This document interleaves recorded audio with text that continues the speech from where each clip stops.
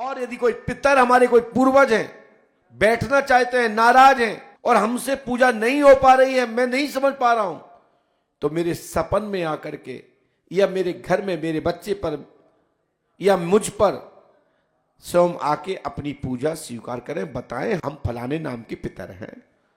हो सकता है तो हम उनको आपको ज्ञा भिजवा देंगे, वहां ज्ञा में जाकर के, प्रयागराज में जाकर के या किसी अन्य तीर्थ में जाके या पंडोखर धाम में आकर के हम पुष्पावती में आपका स्थान और आपका पिंडदान और आपके नाम की पूजा करा देंगे। कई लोग कहते हैं कि महाराज हम कई बार प्रयागराज जा चुके हैं, कई बार हम ज्ञा जा चुके हैं, फल्गु नदी में जाकर के हमने कई बार अपने पुत्रों को पिंडदान इत्यादि उनको विधान किया, लेकिन हमारे पूर्वज बार बार आ जाते हैं, कहते हैं हम तृप्त नहीं हुए, मुक्त नहीं हुए। तो ऐसी अवस्था में श्रीमद् भागवत पुराण का वचन है कि धुंधरकाली का भाई आपने सुना होगा एक प्रेत बन गया था, और वो प्रेत अनेकों अनेकों बार तीर्थों में कई बार उसके लिए बैठाया गया, ज्ञा ले जाया गया, लेकिन उसकी मुक्ति नहीं हुई।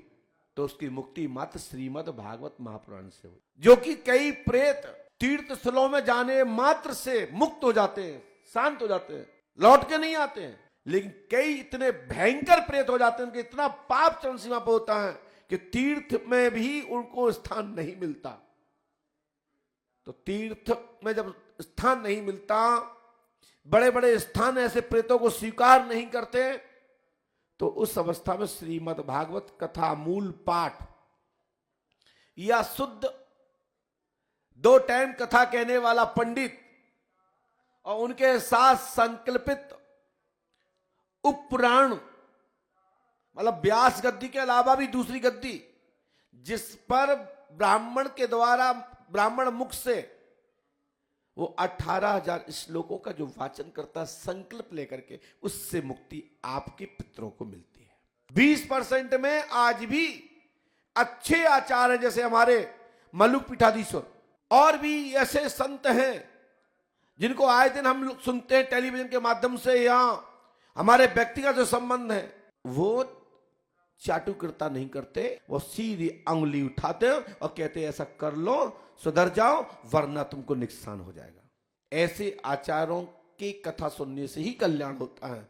जो आचार जिजमान के परिवार और रिश्तेदारों की चाटुकर्ता करे, ऐसी उनके मुख से कथा सुनने वालों का कभी कल्याण हो नहीं सकता।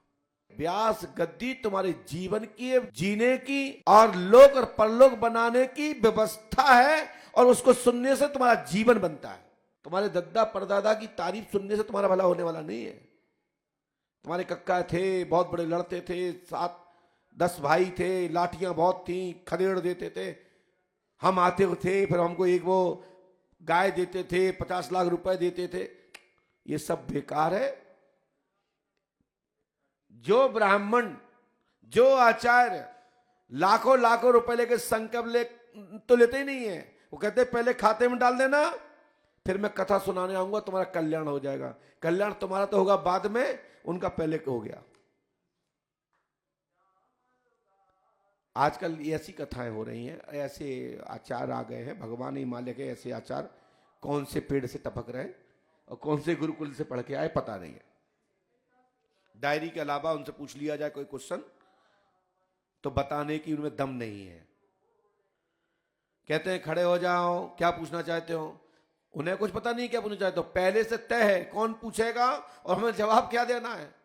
यदि अचानक कोई नया व्यक्ति खड़ा हो जाए ना, तो कहते सुनो अगले वाले उस कार्यक्रम में आना, उसमें आपका प्रश्न का जवाब मिलेगा, और बताइए आप आज बताइए तुमको क्या पूछना है।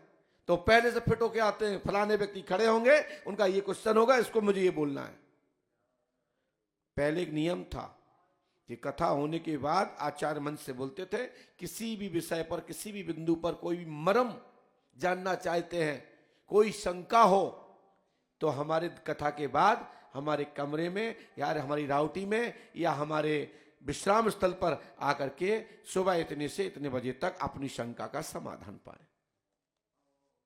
ये होता था। जब हम इतनी छोटी सी उम्र के व्यक्ति ये जानते हैं कि होता था, तो आप लोग तो जानते ही होंगे। बड़े बड़े डॉक्टर्स, बड़े बड़े वकील भी कहते हैं कि भैया यदि कोई बात जानना है तो हमारे अभी तो टाइम हमारे काम का हो रहा है, उसके बाद शाम को 7 बजे आना, फिर मैं आपको समझाऊंगा तुम्हारे प्रकरण की क्या स्थिति है, तुम्हारे मरीज की क्या स्थिति है। ऐसे ही आचार्य विद्वान भी जब व्यास गद्दी पे होते थे तो किसी का क्वेश्चन नहीं सुनते थे, अपनी बात भक्तों के रुख को देखते हुए, चेहरे को देखते हुए, जिज्ञासा को देखते हुए उसी के अंतर्गत मिलती जुलती कथा चलती थी।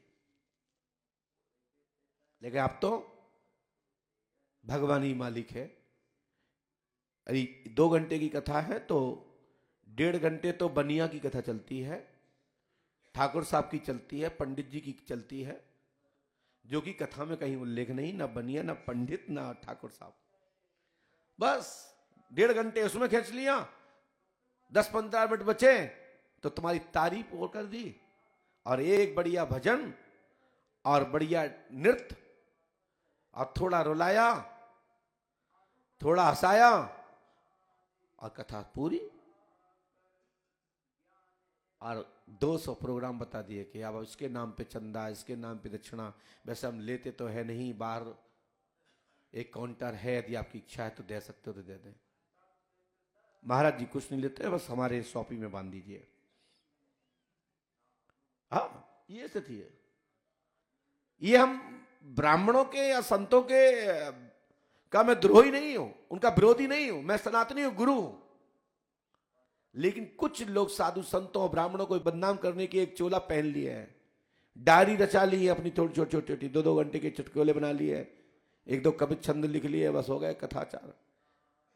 तो ऐसे लोगों से सावधान रहिए, इससे आपका कल्याण होने वाला नहीं है, इससे भला होने वाला नहीं है।